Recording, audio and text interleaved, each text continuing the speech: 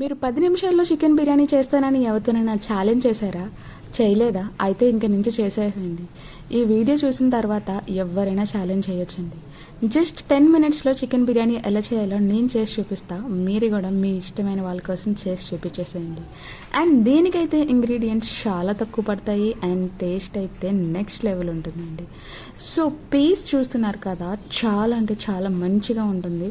So మనమైతే ఇప్పుడు ప్రాసెస్లోకి వెళ్ళిపోదాం. నేనైతే 1 kg చికెన్ తీసుకున్న, 1/2 kg for biryani and 1/2 kg for curry అయితే నెక్స్ట్ వీడియోలో అప్లోడ్ చేస్తా. Stay tune. అండ్ ఇంకా ఎవరైనా మన ఛానల్ సబ్స్క్రైబ్ చేసుకోకపోతే ప్లీజ్ సబ్స్క్రైబ్ చేసుకోండి. అండ్ మనం ఇప్పుడైతే ప్రాసెస్లోకి వెళ్ళిపోదాం.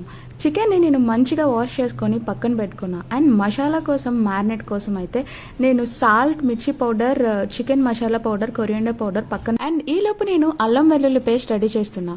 అండ్ అల్లం వెల్లుల్లి పేస్ట్లోని మనం కాజు యాడ్ చేస్తే ఆ టేస్ట్ అనేది నెక్స్ట్ లెవెల్ ఉంటుందండి. ఈసారి నుంచి మీరు కూడా ఒకసారి ట్రై చేయండి. అండ్ ఈ టేస్ట్ ఎలా ఉందో కూడా నాకు కమెంట్ సెక్షన్లో కమెంట్ చేయడం మాత్రం మర్చిపోద్దు.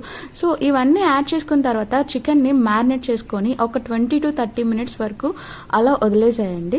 సో దానివల్ల ముక్క అంతా కూడా చాలా సాఫ్ట్గా ఉంటుంది, మనకి టేస్ట్ కూడా చాలా బాగుంటుంది. మనం బిర్యానీ కోసం ఏమేమి ఐటమ్స్ తీసుకున్నామో చూద్దాం.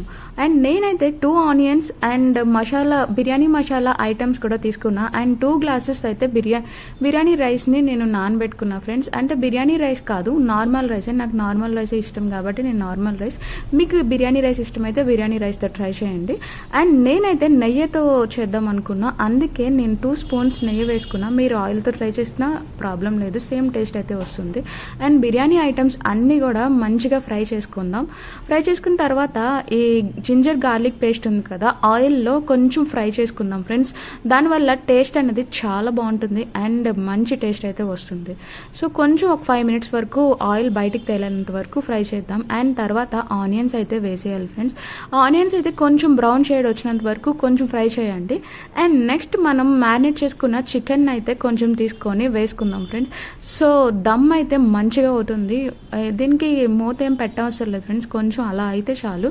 అండ్ దీనిలో అయితే కొంచెం salt, coriander powder and biryani masala కూడా యాడ్ చేసుకుందాము.